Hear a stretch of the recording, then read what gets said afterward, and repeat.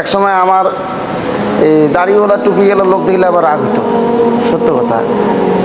আমাদের বাড়ি যেত, এই মার সাথে কথা বলতো, আমার বড় ভাইয়ের সাথে চলাফেরা করতো। আমি কিন্তু রাগ হইতাম মাঝে মাঝে যে মুসলমান বাড়ি নিয়ে আসছে।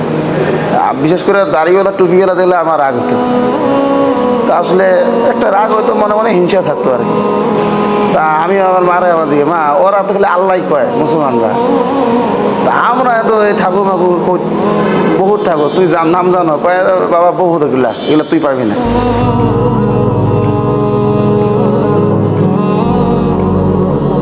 তা আমি ব্রাহ্মণ, আমাদের যারা পূজা করায়, আমি ব্রাহ্মণ ঠাকুরকে জিজ্ঞাসা করছি যে ঠাকুর দাদা আমাদের দেবতা কতগুলা? তখন দেবতা বহু, তার মধ্যে ধরো 33 কোটি। তবে 33 কোটির নাম কি আপনি জানেন? ও তো কি আর জানার দরকার, যা যে পূজা করে ওই পূজা মন্ত্র বই। আমি সব পূজার মন্ত্র জানেন? যে বই আছে খুললে পড়ি। আমরা মা পূজা করে মন্ত্র কইতে কই, মা কি মন্ত্র কও তুমি? এই ঠাকুর যে ভক্তি দিতেছ কি কও? বাবা আমি কিছু পাই না। আমি যে কি ফুসফুস করে কও? কয় যে ওম শিবাই নমঃ, ওম শিবাই নমঃ, ওম শিবাই নমঃ, তিনটা কই। আর তারপর কলে হরে কৃষ্ণ হরে রাম। এটা কি মন্ত্র না আর কিছু? কয় যে এগুলো সবাই কয়, আমিও কই। তা আমি বললাম আমি কি কমু? কয় তোর মনে যা আছে তাই কইস। তা আমি যে এটা কেমন কথা? সকাল সন্ধ্যা ওই একই অবস্থা, মা ওই একলাই পূজা করে, আর আমরা খালি ওই চিনি কলা দিত, এটি আমরা খাইতাম, আর কেউ কিছু করতাম না। চলে আসে ঢাকায়। আমি 2012 সালে ঢাকায় আসছি। আসার পরে এক ভাই আমাকে বললো যে এই চলো মার্কাজ মসজিদ যাই। এই আপনার শিবু মার্কেটের পরে মার্কাজ মসজিদ আছে, ওখানে একটা মাহফিল হয়েছিল, ওই মাহফিলে আমাকে লয়ে গেছে। তা আমি আবার ওই মাহফিলে গেছি। যাওয়ার পর এই হুজুর, বড় বড় হুজুরেরা বক্তব্য দিছে, এত সুন্দর করে বুঝাইছে, ওই জিনিসটা আমার মাথায় ঢুকে গেছে যে ইসলাম কেন এবং কী জন্য, এই জিনিসটা আমার মাথায় ঢুকছে। ঢোকার পরে ওইটা শুনছি, শোনার পরে চিন্তা করছি যে আমিও মুসলমান হব, কিন্তু ভয় লাগে, অনেক ভয়। গত 3 বছর আগে আমি মুসলিম সিরাজি সাহেব ছিল আমাদের হিন্দু সম্প্রদায়ের, ওনার আমি মাহফিলে আমি যাই। যাওয়ার পরে ওনার বিস্তারিত জীবন কাহিনীটা আমি শুনি। শোনার পর আমারও জিদ উঠে গেছে যে আমি মুসলমান হব। কারণ আমি আল্লাহ এক, এই আল্লাহর ইবাদত করবো, আমি এত দেবতা যাবো কে? পারি না, আমি তো খুঁজে পাই না, আমার মাও করতে পারে না, তারপর আমার ভাইয়েরা তো জানিই না। তা ওই সময় আমার জীবন ছিল বিপন্ন জীবন। কেমন? আমি নেশাগ্রস্ত ছিলাম। আমি আমার বাপের বহু টাকা পয়সা ধ্বংস করছি। আমি 24 ঘন্টা মদ খাইছিলাম। আমি এমনকি সকালে এই মদ দিয়ে মুখ পর্যন্ত ধুইছি, পানি না। তো আমার কেউ মানা করে না যে তুই খাস কেন। তারপর আমি সুদের টাকাও লাগাইতাম, টাকা ছিল আমার বহুত। তারপর মনে করেন যে এই জুয়া খেলছিলাম। এই ধরনের কোনো বাধা নেই, কেউ আমাকে মানা করে নাই। খালি কইছে জুয়া খেললে সংসারে ক্ষতি, কিন্তু এই সমস্ত জিনিস যে খাইলে হারাম, এটাও কেউ বলে নাই। যে যেদিন আমি ইসলাম ধর্ম গ্রহণ করব তার আগার দিন বৃহস্পতিবার ছিল। তা আমি জব করতাম ক্যাটটেক্সে আমি স্টোরে ছিলাম। তা ওই যে আমাদের স্টোরে আমাদের এক বস ছিল, আর অ্যাকাউন্টসের হাসনাইন সাহেব, উনি অ্যাকাউন্টসের অফিসার ছিল, আর অ্যাডমিনের ছিল একজন ভাই, উনি হলো আলী আকবর। তা ওই আমাদেরকে দাওয়াত দিত, ইসলামের দাওয়াত দিত। তো এই জিনিসগুলো আমার মাথার মধ্যে আমি ফিকির করতাম। আর একটা কথা হলো, মসজিদের হাতে আমার বাসা ছিল। ফজরে আজানের সময় হুজুরেরা যখন সূরা বলতো, নামাজ পড়াইতো, তো ওই সময় আমার ঘুম কিন্তু ভাঙে যায়। তা প্রথমত একটা কথা বলি, প্রথমত আমার কিন্তু রাগ হয় যখন আসে বাসা নিলাম, যে কোন জায়গায় বাসা নিলাম, মসজিদের সাথে আল্লাহ আল্লাহ শুরু করে দেয়, সকালবেলা ঘুম ভাঙিয়া যায়। হ্যাঁ, খেয়াল করে শুনতাম। শোনার পরে আমি আমার বিবিরে একদিন এই সাথে পরামর্শ করলাম যে বিবি, তুমি আর আমি যে এখানে আসি, মনে করো যে এখন বাড়ি যাই না 4-5 বছর থেকে, তা আমাকে চলে না বা চলে? তা আমি যদি সারা জীবন না যাই তাহলে চলবো না। এটা কথাটা একটু ঘুরাইয়া করলাম। তোকে সমস্যা কি বলো? তা আমি বললাম আবার একটা মন ডাকতেছে কি? তা আমি বললাম আমি যখন কখন মারা যাই, তা আমি যদি মারা যাই তাহলে তো আমার পুড়িয়া দিব। তখন হ্যাঁ, মানুষের যে মরলে যে এমনি পড়ে আপনারাও এমনি পড়বো। দেখবেন না, আমি পূর্ব চাই না, আমি মুসলমান হব।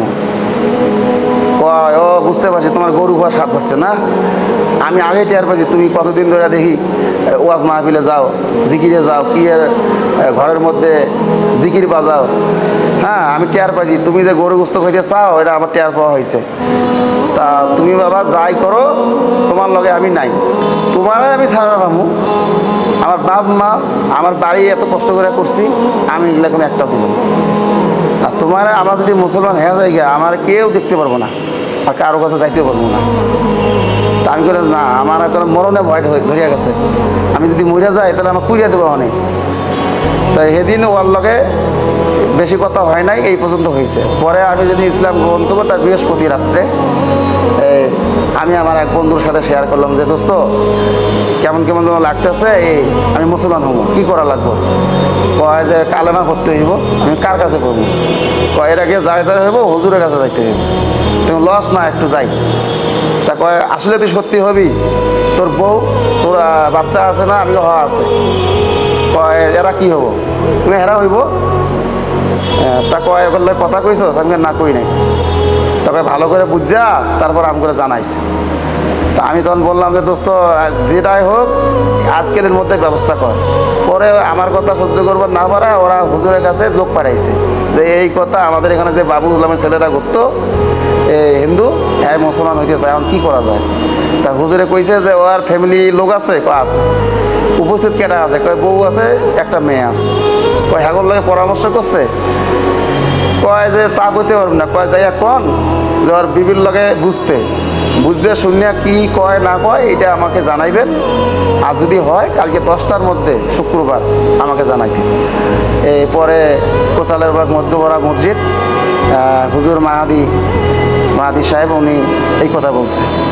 বলার পরে আমি আমার বিবির সাথে কথা বলার জন্য বাসায় গেছি, কিন্তু ওনার অফিস করে তো চাকরি করে গার্মেন্টসে, ছুটি হয়েছে 10টার পর। আসছে পরে আমি আমার বিবির লগে পরামর্শ যে আজকে তোমার লাগে একবার ফাইনাল, আজকে করাই লাগবো। তা কয় কি? যে আমি বললাম যে তুমি আমার মাথায় হাত দিয়ে কর, তুমি আমার পিছে থাকবা আর ছাড়বা না, বা কী একা কওয়া লাগবো। আমি ওরা হাত ধুছে ওই ছাড়ি না। পরে লাস্টে কয় যে না আমি মানবো, আগে কন কী হয়েছে, সমস্যা কী? তা আমি বললাম যে চলো দুইজনে আমরা আল্লাহ রাস্তায় যাবো, আমরা হিন্দু থাকবো না, আমরা আল্লাহ রাস্তায় যাবো। কয় যে আমি আগে কইছি না যে তুই তোর মন জেনে, তখন ওর ভাষা চেঞ্জ করে হালাইছে, তোর মোর কথা বলতেছে, মানে আমাকে একবারে ছোটো করে দিল। কয় তুই যেখানে যাওয়ার মন সেখানে যা, বিধায় আমার ঘরের জিনিসপত্র, আমার যে টাকানো জমানো বাড়িতে আছে 1 টাকা হাত দিতে পারবি না। আর যেটি টাকা আমার বাপের বাড়িতে আছে তোর আন্ডারে আছে, সমস্ত টাকা আমার মেয়ের বিয়ে দিতে হবে, তা এই টাকা আমাকে ব্যয় করতে হবে। আর তোকে 1 টাকাও আমি দেবো না, যদি পারিস তাহলে তুই চলে যা। আমি না, এটা কোনো একটা সিরিয়াসই গুরুত্বপূর্ণ কথা, আমি তোমার সাথে নিতে চাই।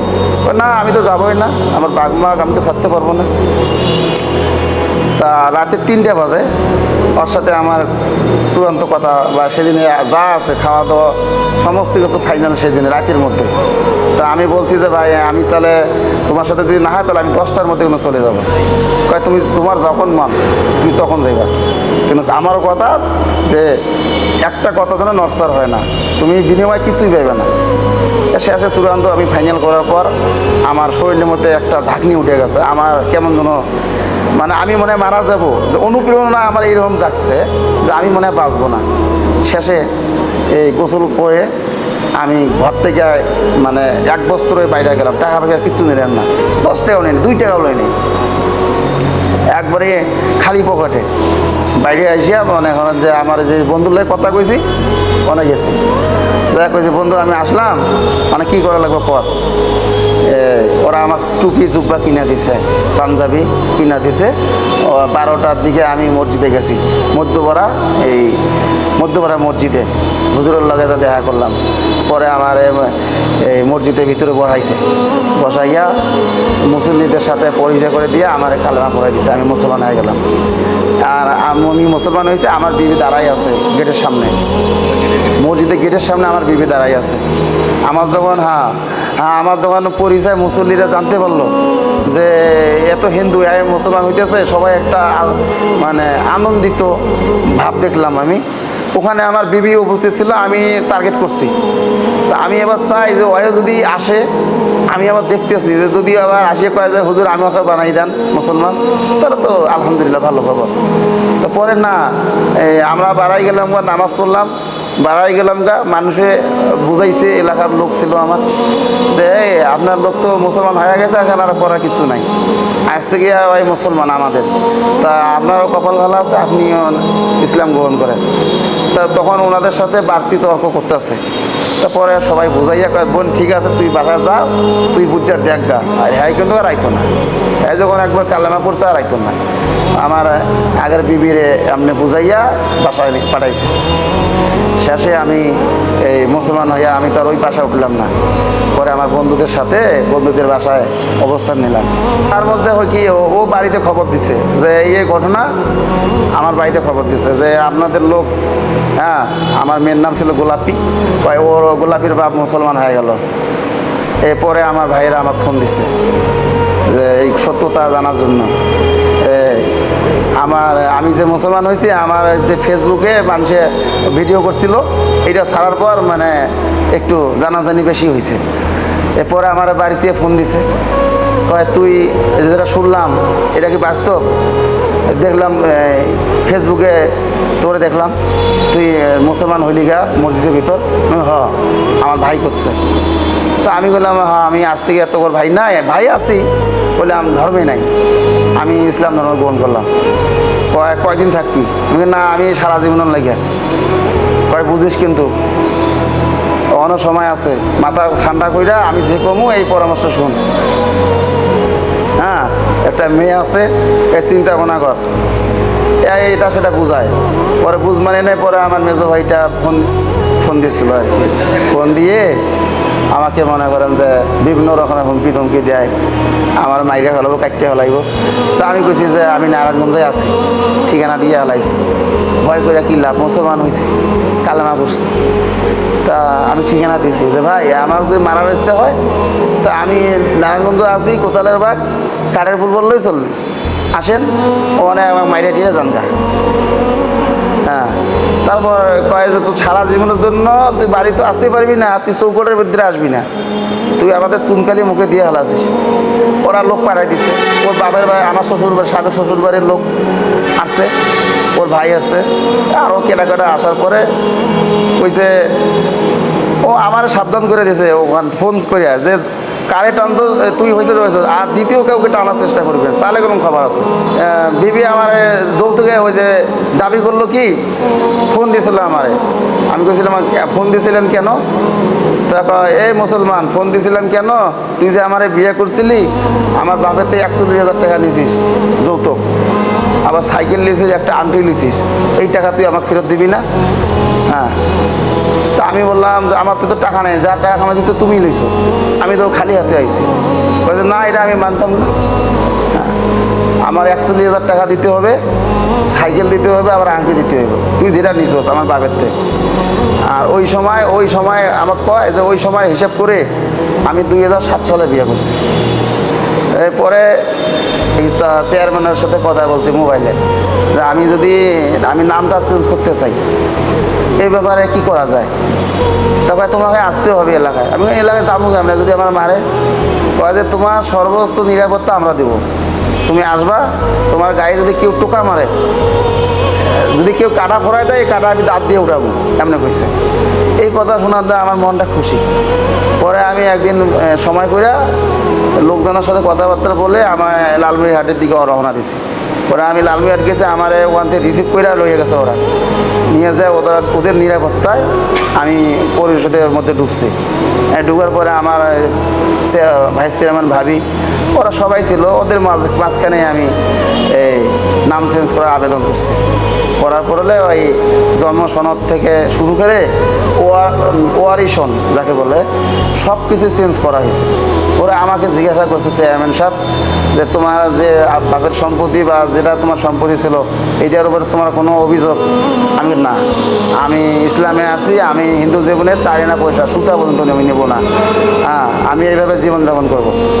ক্লিয়ার? আমি হ্যাঁ ক্লিয়ার। পরে আমার তার অতি তাড়াতাড়ির মধ্যে আমার জন্ম নিবন্ধন চেঞ্জ করে দিচ্ছে, মোহাম্মদ আবু বকর সিদ্দিক এই নামে আমার জন্ম সনদ করে দিচ্ছে। হ্যাঁ, আমি ওখান দিয়ে আসার পর আমার চেয়ারম্যানের পরামর্শ করে আমি বিয়ে করছি 1 বছর পর।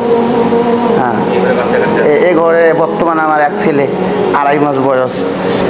আমি মুসলমান হওয়ার পর আমার এই সহকর্মী বা আমার একসাথে কাজ করছি এই ধরনের ছেলেরা জানতে পারছে যে মুসলমান হয়ে গেছে। আমার লেবাস ওদের পছন্দ হয়েছে, মানে ওরা নিজের পরিচয় নিজে দিয়েছে যে কী ছিল, আমি দিন 300 টাকা সিগারেট খাইছিলাম, আমি এখন এইসব আল্লাহ আমাকে মাফ করাইছে, আমি এখন এগুলা গন্ধ শুনতে পারি না। ওরা আমার দিকে অবাক হয়েছে। 5 মাস আগে এক ছেলে আমাদের দিনাজপুর উত্তরবঙ্গেরই মুসলমান হয়ে গেছে আলহামদুলিল্লাহ। তো আরও এক বোন আমাকে দেখার পর ওই প্রথমে টিটকারি মারছিল যে হুজুর 14 গোষ্ঠী হিন্দু আর মুসলমান এসে গেছে, শরম লজ্জা করে না, টুপি মাথা দিয়ে ঘুরে আড়ায়, এই আর কি মস্কারি করছিল। আল্লাহ কি কাম, ওই বন্য মুসলমান হয়ে গেছে, একটা ছেলের সাথে বিয়ে হয়ে মুসলমান হয়ে গেছে। আমি ইসলামে আসছি, আমি একটু ভালো করে করবার চাই, পরিপূর্ণ একটু আমার দরকার আছে। আমি চাচ্ছি যে আমি হয়েছি মুসলমান, আমার জন্য সাথের 2-1 ভাই যদি হইতে চায় আমি যেন তারা বুঝাইতে পারি। আমি বুঝাইতে পারি না, এখন আমার মুখে আসেন না সব জিনিসে। হ্যাঁ, এই মেহনতটা একটু করার জন্য এই 3 দিনে জামাতে যাই, মাহফিলে যাই, যেখানে ইসলামিক কার্যক্রম হয় ওখানে আমি চেষ্টা করি। তারপর যারা বেশি জানে একটু করে তাদের পিছিয়ে পিছিয়ে ঘুরি। আমার মন ধরে না, আমি পারি না, আমি আরবি পারি না, আমার মন চায় আমি মাদ্রাসার লাইনে কিছু পড়তে মন চায়।